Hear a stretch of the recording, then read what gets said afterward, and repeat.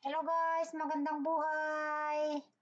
Sana nasa mabuti kayong kalagayan. May bagyo sa Pinas. Sana okay ang ating pamilya. Kaya pagdarasal natin sila na lahat ay tawag ito.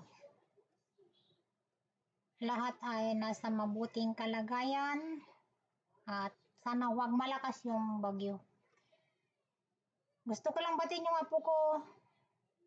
Actually kahapon ang birthday niya guys, pero dahil yung pang-edit ko ng aking video, medyo kaya nakiusap ako dun sa inaanak ko ng kasal. Shoutout sa iyo anak, guwapo. Maraming salamat dahil nandiyan ka palagi kahit busy ka sa trabaho mo. Laking utang na loob ko sa iyo talaga. Maraming salamat. Bihira yung ganitong tao guys. Bihira kang makatagpo. So, thank you so much anak sa pag-support mo sa akin simula noong nakilala niya ako. Happy birthday sa iyo Vincent. Anak ko, second birthday mo. Kahit simple lang yung handa nyo kahapon sa bahay, at least masaya, kumain kayo. Hindi naman importante yung handa ng pagkain. Kaya yun ang inaano ko sa kanila talaga. Meron mang marami o konti man ang pagkain, mahalaga, masaya. Mahalaga yung malusog tayo. Kasi yun ang pinaka the best. Happy birthday to Vincent. Nakakatawa itong apo ko na ito guys. Ang galing sumayaw. Palangiti. Sobra. Yung siya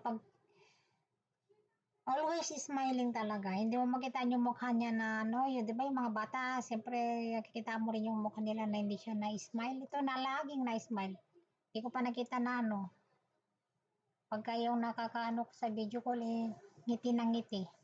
Yung isa naman, Diyos ko, ang sungit. Tawag ko sa kanya sungit. Pero okay naman yun, ano naman yun. Happy birthday to you anak, apo. May the good Lord bless you always. At sana paglaki mo magiging mabait kang bata at may takot sa Diyos. May galang sa nakakatanda sa iyo. At sana pag maabot mo na yung edad mo na mag-aral ka, papunta na sa school, sana magpakabait ka at mag-aral maigi, maging masunurin para hindi ka pagalitan. Pero sa ngayon, hindi mo pa alam ng mga sinasabi namin. Pero balang araw, paglaki mo, maintindihan mo rin. Sana huwag kang maging pasaway paglaki mo. Sana maging yung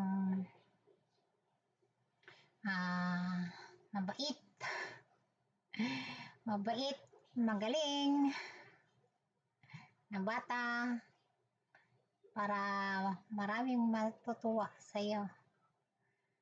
So, maglaro ka lang dyan hanggang gusto mo magkalat. Ganun talagang bata magkalat. Yan naman ang buhay nila. Sana huwag kayong mag-away-away na magkakapatid. Maglaro lang kayo.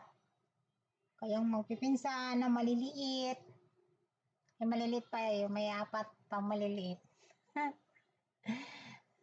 Nakakatuwa. Pag sila nagsama-sama, Diyos ko, ang ingay nila, Diyos ko, grabe. Kala mo nagkaaway-away sila, pero hindi, ang ingay-ingay lang nila. Nakakaalis ng pagod pag nakikita silang naglalaro. Kahit nasa malayo ako, siyempre, dama ko yung yung kasiyahan, pag nandun sila, nagsama-sama. naglalaro, at minsan may umiiyak. Ganun talaga ang bata, no? Pero ang bata pag nag-away, madaling kabutihan. Pero pag matanda pag nag-away, nako, Diyos ko mio. Yung iba dyan, inaabot ng ilang taon bago magbati. Mas maigi pa yung mga bata na walang muwang sa mundo. Sila yung nakakagawa ng mabuti. Hindi naman sa lahat ng matatanda ganun. Pero marami yung ganun, guys. Yung pinapairal kasi nila ang ego. Pero hindi maganda yung ganun. Yung meron kang hinanakit sa kapwa mo, hindi ka marunong magpatawad. Hindi maganda. So, happy birthday to you, Vincent. I love you all. I miss you all. Magpakabait kayo palagi.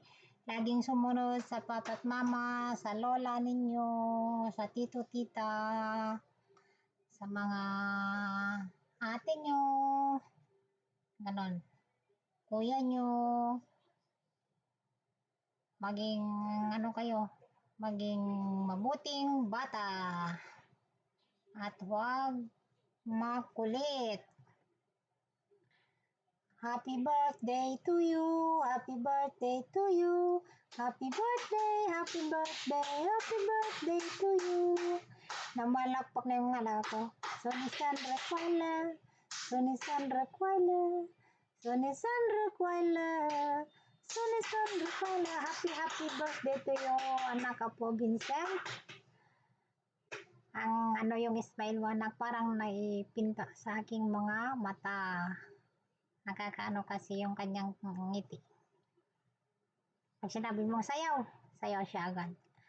So hanggang dito na lamang, guys. Maraming salamat sa inyong mga suporta. Ang bilis ng araw, berber na.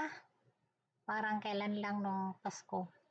Sana kapayapaan ang umiral sa ating bansa, guys. Dahil sobra na. Grabeng gulo, grabeng hirap. Grabe ang mahal ng bilihin. Wala nang katapusan na hirap. Wala nang katapusan taas ng bilihin. Paano na lang tayo, guys? Yung iba, 2 beses na lang kumakain sa isang araw. Sana matapos na, guys, yung kaguluhan, lalo na sa Davao. So hanggang dito na lamang. Maraming salamat. Magdasal tayo palagi. I love you all.